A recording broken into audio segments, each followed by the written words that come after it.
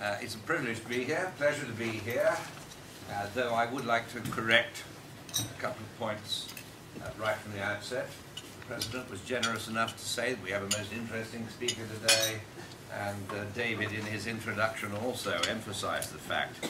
I'm a little concerned now, the pressure's on, and I hope that I won't let you down. So, by way of introduction, what I want to do is to conduct a small survey. How many of you, hands in the air please, watched the Bahrain Grand Prix on Sunday? I fell asleep. Have you fell asleep with it? Yeah. Did anybody actually enjoy it? No. Game, set and match, isn't it? So they really do have a lot of work to do if they're going to resurrect enthusiasm for the Grand Prix. Now, in my capacity as a commentator, I should explain, a public address commentator rather than a Martin Brundle or, I can't remember these other chaps' names, or shall we say a Mudley talker. Sorry, Murray Walker. A dear friend of mine and someone for whom I have the utmost admiration, because whatever else he did, he brought massive enthusiasm to Grand Prix motor racing, and he made it sound interesting and emotional. Remember Damon Hill winning the Grand Prix? I've got a lump in my mouth, in my throat rather, because Murray was getting overcome. I can't think that I've ever become overcome emotionally about a motor race, but I do enthuse about it, and I've been commentating at Brands Hatch for years, quite a lot. I think something of the order of 36 years. Now that may just exclude a few of you, because I know that the President gave up going to Brands Hatch in the 60s. Funny enough, you don't look that old. So, how many of you have never ever been to Brands Hatch? Good Lord. Your education is sadly lacking. However, the bad news is I think you've missed the boat, because the best days of motor racing at Brands Hatch, where I believe, and I'm not going to go back to your days, Brian, I think they were in the second half of the 70s and the first half of the 80s. When we had the British Grand Prix at Brands Hatch, we had European Grand Prix, we had World Sports Car Championship meetings and so on. Wonderful stuff, absolutely wonderful. But the great thing about the Grand Prix at Brands Hatch was that it was an entertainment. It didn't rely, as Bernie does, on television audiences. He doesn't give a damn about the spectator. He is only concerned with the television ratings and making his next billion. Millions are not enough for Bernie. No, it is. Did you read in the paper this last weekend that his divorce settlement, he settled £1 billion on the lady, his ex-wife. £1 billion. You might put him up to it, yeah. I wonder what she had to put up with before she finally walked out on him. But there you go. Yeah. I mean, she didn't have to put him down, he was already down, wasn't he? Yeah. And she looked at him from a great height. However, he does have a very attractive daughter. But let's not... Two of them. Well, there you go. You're more up to speed than I am. So what is it about motor racing? Why should the BBC, at vast expense, buy back from ITV, or buy from Bernie, the rights to the Grand Prix when we are entertained, if that's the right word, with a race like that? It was dull, tedious and boring. All right, you don't have to go. You do have the privilege of an on-off switch. Oh, by the way, the Grand Prix is coming back to Silverstone, I'm happy to say, but it never really left, did it? And as you can probably see, I'm a member of the British Racing Drivers Club. It's a great privilege for me, and that means that I get access to special tickets. No special prices, though. I think for my 4 tickets, it's going to cost me about 800 quid. You have a rather privileged position. The British Racing Drivers Club suite at Silverstone is a splendid facility, but it jolly well needs to be. And that's before I bought a drink, or had a glass, or had anything to eat. So Grand Prix racing is not cheap. Why isn't it cheap? Because I remember being at Brands Hatch in the early 70s when Bernie Ecclestone formed something called FICA. It was F1CA, Formula One Constructors Association. Unfortunately, he discovered that FICA in Italian is a very rude word. So he had to change it to FOCA, Formula One Constructors Association. And at the time, he was brilliant. Yes, please. Because he brought order out of chaos. And John Webb, who was the chief executive in those days, would say to me, "This is a nightmare. I'm trying to organise a non-championship Formula One race at Brands Hatch in a year when he didn't have the Grand Prix, because Brands and Silverstone in those days alternated." And he said, "I've got to ring up every damn team and try and persuade them to come to a non-championship event." And along came Bernie, formed the Formula One Constructors Association, and he said, "Now, John, you can deal with me." And in that year, he organised 14 teams, including a Ferrari, which was John Webb's fundamental requirement. Had to have a Ferrari there to sell it to the public. And 13 other Formula One cars, £247,000. Wouldn't even buy a set of tyres these days. However, that was the benefit of having Mr. Ecclestone here to organise things for him. Well, of course, it was great, but it didn't last. Why? Because Bernie saw his opportunity and began to develop the business and to expand the business. And he slowly but surely took away the rights to all of these things and took them into his own organisation. And actually became Formula One management and so on and so on. And so now he is making vast sums, and circuits like Brands Hatch just cannot compete. They can't compete for a variety of reasons, but I still revert to what I said, and that is that the Grand Prix in the 70s and the 80s were the finest entertainment, because we had air displays of the highest quality with the red arrows flying down the valley. Was anybody there in the late 70s and the 80s? Would you agree with me, sir? Absolutely stunning entertainment. I can actually remember, people will not believe me, they will not believe me, but I promise you this is true. I stood in my commentary box, which was about 4x4, sweat box really. I remember doing a World Sports Car Championship event, and it was 42 degrees in there, and that's too hot for a 6-hour race.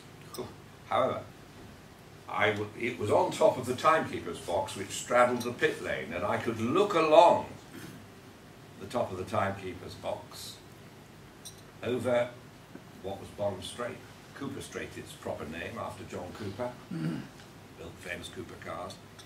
And they came in, the red arrows came in over clearways and flew down Cooper Straight, and they disappeared below the end of the commentary box, the timekeeper's box. Now, I don't know.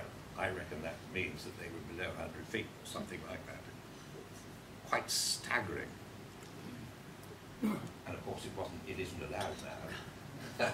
It wasn't allowed then either, but it didn't stop them. These guys, they loved the place. And we had things like the Harrier jump jets. We built a landing pad at Brands for the Harrier jump jet. And they came and landed in the middle of the Clearways Oval, and they took off, and then they flew across the top of South Bank. Unfortunately, one of them side-slipped across and came out over a huge crowd and all sorts of programs, sales kiosks and that sort of thing. And all of a sudden, whoosh, everything went up in the air. The only thing that didn't go up in the air were people, fortunately, because that would have been really serious. But it was great entertainment. Sure, it was quite within the script. But of course, we also had very good supporting races, rounds of the British Touring Car Championship, as well as the Grand Prix, Formula Ford races, House of Lords versus House of Commons races. Oh yes, I have the access to these corridors of power. Well, I used to.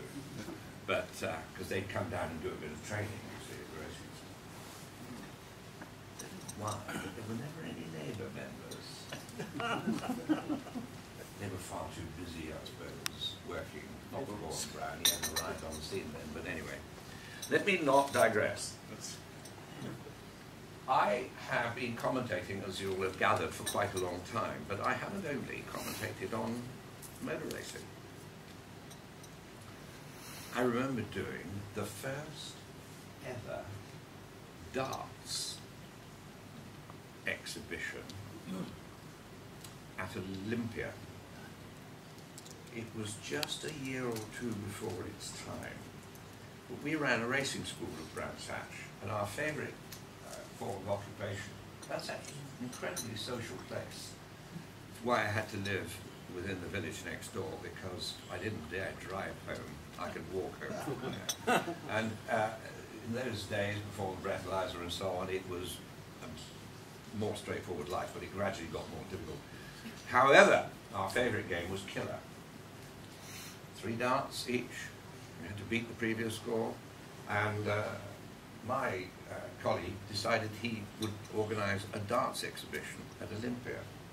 And we had, I think, something like 300 dartboards there, which was more than the number of people that actually came through the door. So it was a total disaster.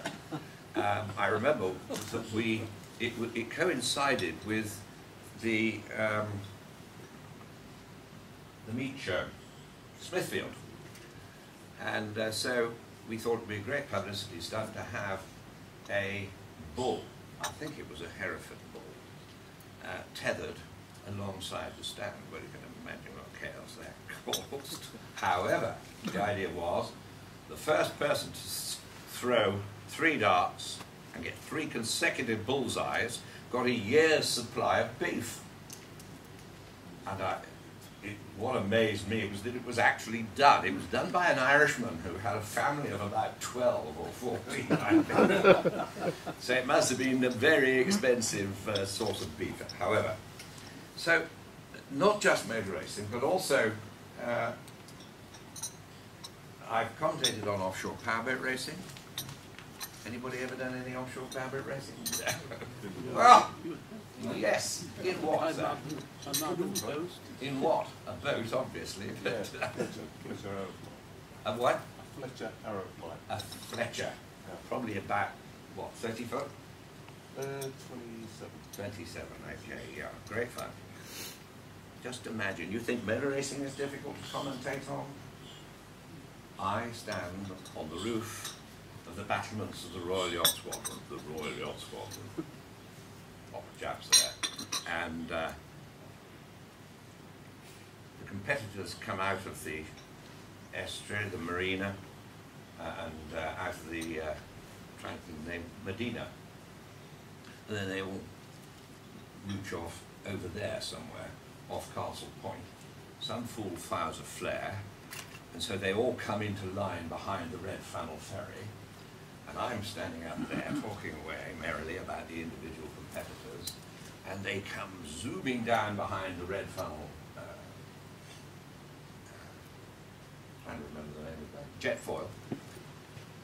Somebody fires a cannon from the Royal Yacht Squadron, and they bugger off to Torquay and leave me standing on the roof of the Royal Battlers, the Royal Yacht Squadron, talking about the race. But what is there to talk about?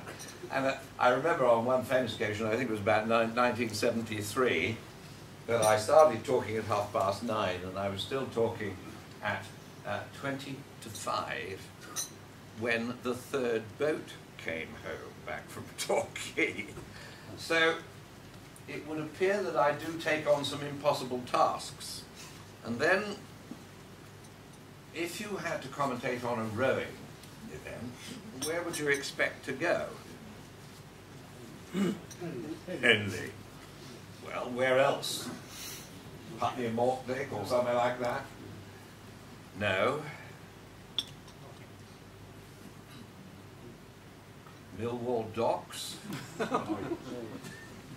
And would you believe no lesser a paper than the Daily Telegraph decided to sponsor a rowing Grand Prix in Millwall Docks. It won't surprise you to know that not many people turned up. And so I spent another occasion when I think I was talking to myself.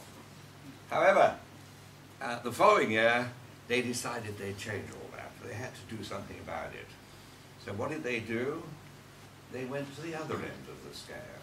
And I found myself talking on his splendid return, bearing his armfuls of gold medals, Steve Redgrave, at Eton College.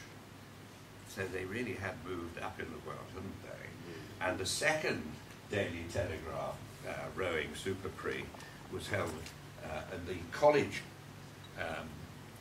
course, which they built at a cost of £17 million, all out of school funds, which is no less a fairly splendid achievement, isn't it? However, tuck shop. I'm afraid my rowing commentating days came to an end at that point, but they have put up with me in motorsport. And I suppose I've had my foot nailed to the floor at Brands Hatch. And we did, as I've said, have wonderful Grand Prix. And you could name any of the names that you hold in high regard and affection, almost going back, well, certainly to the immediate post-war people, post-war years, and they will have raced at Brands Hatch. It's a great place. Why? Because it's in a natural valley, and you can see almost the whole of the circuit as a spectator. Now that is a rare privilege, because the vast majority of circuits in this country are old airfields, including Silverstone, which means, of course, that you stand on one corner and they do that, and they're gone, and you have to wait for them to come around at the end of the next lap.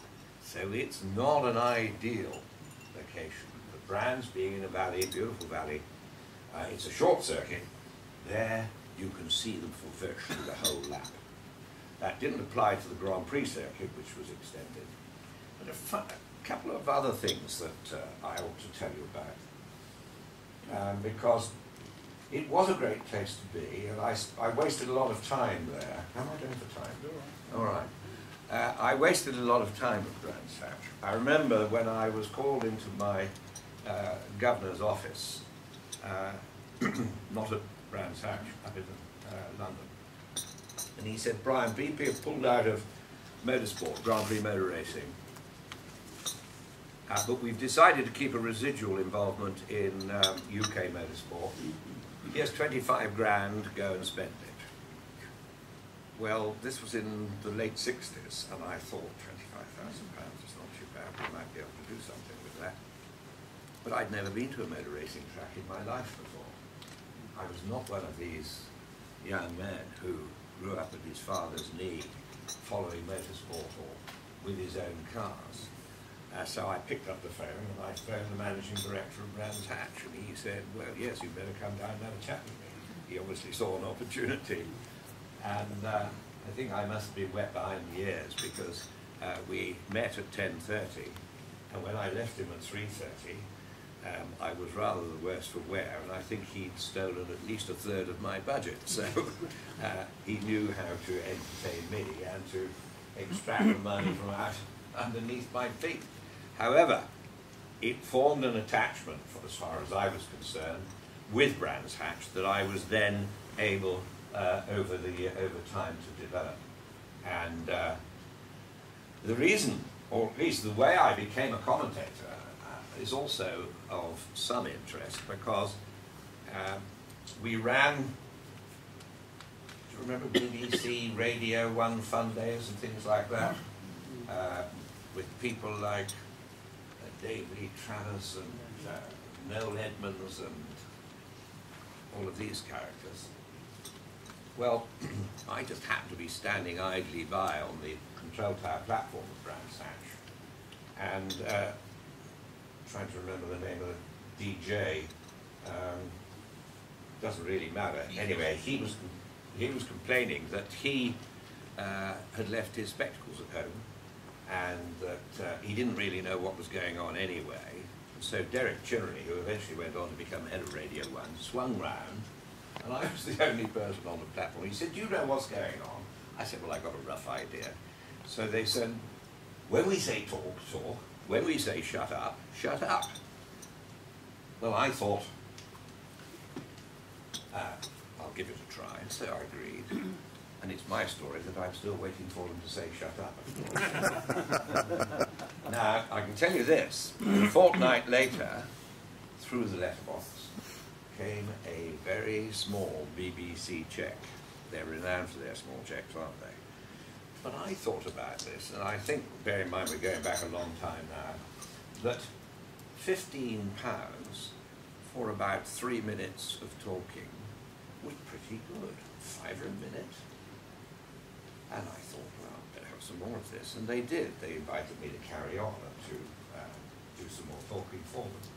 But John Webb decided, no.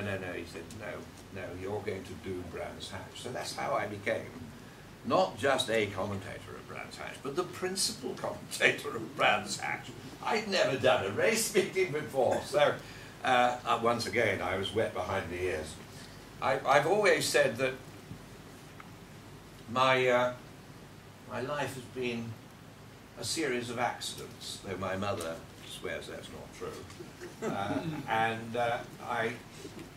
I must say that, unlike you successful gentlemen, you probably have, over time, developed your careers along well-established lines, and you have thought about it very thoroughly and made very serious decisions about the direction you're going to pursue, when it wasn't like that with me. But nonetheless, although when I actually took up with Brands Hatch, I regarded it as the worst decision I'd ever made in my life, I have to tell you, I've never regretted it once. And I think that that's probably not a bad basis upon which to arrive at what is the sort of almost the swan song of my time as a commentator. I'm going to carry on for as long as they'll allow me to, but I don't do the big meetings anymore, the Grand Prix. But how many of you are retired, or how many of you are not retired?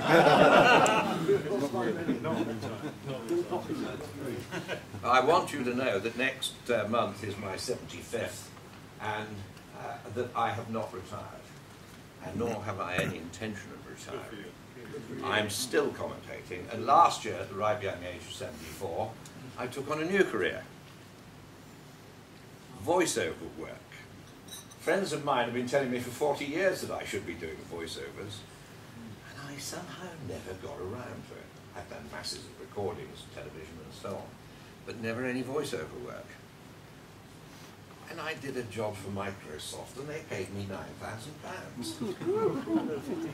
And it consisted of 3 days' work, and I thought, I'd like to do more of that.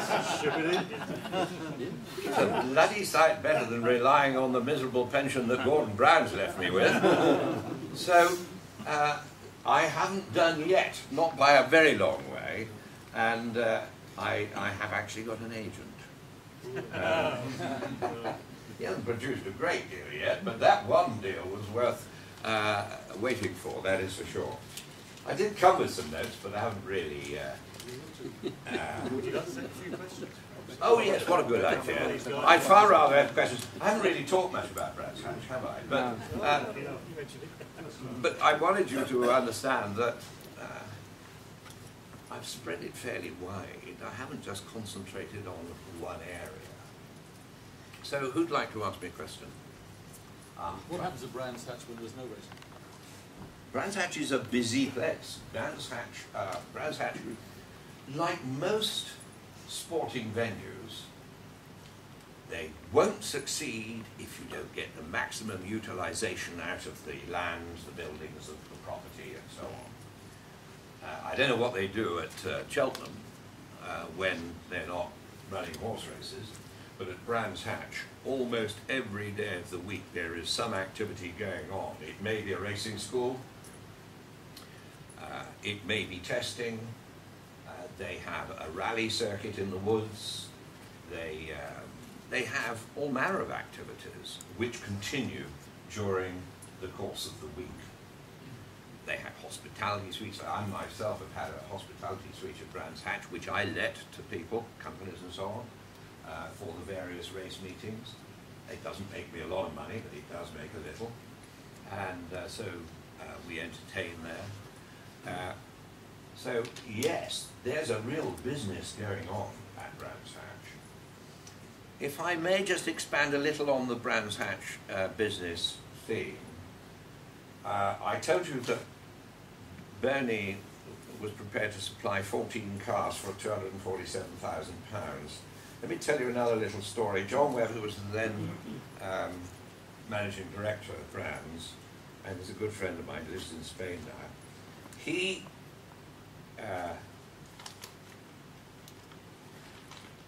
made a profit on the British Grand Prix of £247,000. It's roughly the same figure. In a year, 1978, when he decided that it would be a good wheeze to bring over the Indy cars that raced the Indy 500. Brought them all over from the States and decided to have a race at Silverstone and a race at Brands. Well, the great British public in 1978 didn't really understand about Indy racing, so they stayed at home, and he lost roughly the same amount. So you can imagine the chairman was not very pleased with him, because in those days it was owned by Grovewood Securities, a property development company. However, how things move on. In 1986, Bernie Ecclestone was supposed to be involved in a deal with John Fulston and John Webb to buy the circuits off. Grovewood had been bought out by Eagle Star. Eagle Star had been bought out by BAT, I think. Any city men here would remember. And BAT, I'm afraid, didn't realise that Brands Hatch wasn't even an inch on the corporate flank, to be quite honest. It was that small. So this consortium was supposed to buy it out. Well, Bernie pulled out. He didn't really like John Fulston, so Fulston had to decide whether to go it alone or not. He decided he would. And he bought Brands Hatch, Oulton Park, which is in Cheshire, Snetterton in Norfolk, the 3 circuits for £5.25 million. He subsequently went out and bought a little circuit up in Lincolnshire called Cadwell Park. Bikers, I know we've got some bikers here, they will know Cadwell Park's very popular as a bike circuit. However, John Fulston was an enthusiastic racer. He went out and killed himself in one of his own racing cars at Silverstone, ironically. So his widow became the sole proprietor. And John had actually got planning permission for the hotel at Brands Hatch, right outside the main gate of Brands Hatch. There's Brands Hatch Thistle. We sold it. We were going to run it ourselves. We sold it for 12 million quid. And it had cost 7 million quid to build. And so Fulston had got his money back on his investment. He killed himself at Oulton Park. Mary, his wife, didn't really want to know about running the business. And she eventually surrendered to her daughter, Nicola. Have any of you heard of her? Yeah. Nicola Fulston took over running the circuit. She was supposed to understudy John Webb for 6 months, and he went to Mary after a fortnight and said, I can't stand this, it's either her or me. Well, blood being thicker than water, he didn't stand a chance, did he? So he went to Spain into retirement, took a couple of million quid with him, so he was relatively content. But Nicola then set about. Have we got any solicitors here? Oh, lots, yeah. Any lawyers? Soliciting right left and centre. I suppose I'd better be careful what I say. And Let me just say that she set about making money. Nothing else, making money. And she was very clever. She developed the business, floated it, and made, I think, something of the order of 8 million. She then set about finding a buyer for it, and she found IPG Inc. in America, who owned a subsidiary called Octagon, which may be a name that's familiar to some, and she sold it for £119 million after her father had bought it for £5.25 million. She made a lot of money out of that. Now, the thing goes a full circle because Nicola said that she was going to go on the board, and within 6 weeks she'd decided not to. She took her money. IPG or Octagon, whichever you prefer, frankly made a complete hash of the whole thing. They were hopeless. And so eventually IPG got into financial difficulty, and they had to get rid of it. And it was sold to the present owner, Dr. Jonathan Palmer, former Grand Prix racing driver. And what do you think he bought it for? When I say it, I don't just mean Brands Hatch, I mean Brands, Ultron, Cadwell and Snetterton. He bought for £14 million. So IPG had taken a hit of over £100 million. That sounds like corporate negligence to me. However, these things happen. Nicola, I need hardly say, is leading a fairly comfortable life in, well, she was in Switzerland, but where she is now, I really don't know. Now, perhaps we better leave it with it. am I banging on? Yes, sir. The trouble is, you see, commentators are expected to talk for hours. So 25 minutes is cutting me fine. There is so much, it's very difficult to know where to begin, where to end. If I talked about racing drivers, would it interest you, really? Some of them maybe, some of them not. The personalities involved. So I've tried to touch on all manner of things. But I hope that it hasn't been entirely boring, tedious and dull. And I hope that it's found some stimulus somewhere. Yes, sir. Ron. Sit down, Ron. I'm surprised you do voiceovers with a voice like that, Brian. It's beautiful. I had a few conversations with Nicola in the past, trying to get the speaker to come to the club, and I found a rather difficult character to talk to. What I was going to ask is the old BRM. Remember the BRM? Yes. Sonner was going to drive back in the 50s and 60s. It had the most beautiful sound of an engine I've ever heard. Do you know what's happened to it? There are still BRMs about. One of them is raced regularly, not regularly, occasionally. I think it's the P125, is it? And it's a delight, but it isn't that reliable. But then BRMs never were that reliable, were they? Let's be fair. And so, I mean, it was the classic story, I'm afraid, of hope not being matched by achievement. But it was a lovely car, and yeah. I've had experience of meeting all manner of drivers. I'm very proud of the fact that I was proposed for membership of the British Racing Drivers Club by Sir Sterling Moss and seconded by Sir Jack Brabham.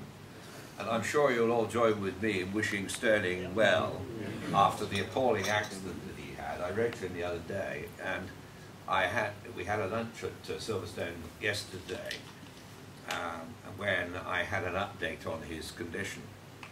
And it's pretty bad because he broke both his ankles, he broke 4 bones in his foot, he damaged 4 vertebrae, and you can imagine he's 80 anyway, so it's going to be a long process of recovery. And I wish him well, and I wish Susie well too, his lovely wife, who is an incredible lady. We could ask you back at some point to do a racing drivers on it. Really, the names you're mentioning are all Well, particularly sorry, boss. These are the people who obviously know to well, I know quite a few of them. perhaps we could ask you back. Whether I know enough to entertain you about them is another I'm sure story we can talk altogether. about it. Anyway, gentlemen, that's terrific. Thank you very much.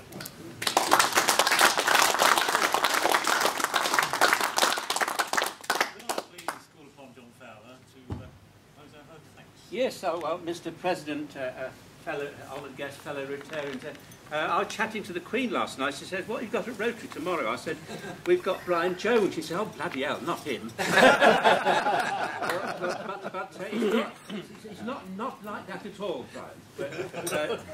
But, we have immersed ourselves in the sheer pleasure of your 24-carat finely woven words.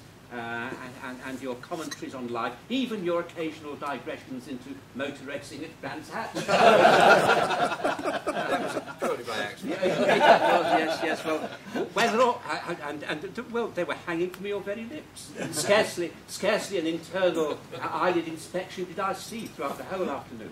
So well done for that. Whether or not I shall take up a season ticket for Brands for next year, I don't know. I shall have to consider that. Perhaps the secretary may be able to advise me. But it has been a splendid entertainment. We thank you very much. And gentlemen, would you please express our gratitude in the usual way?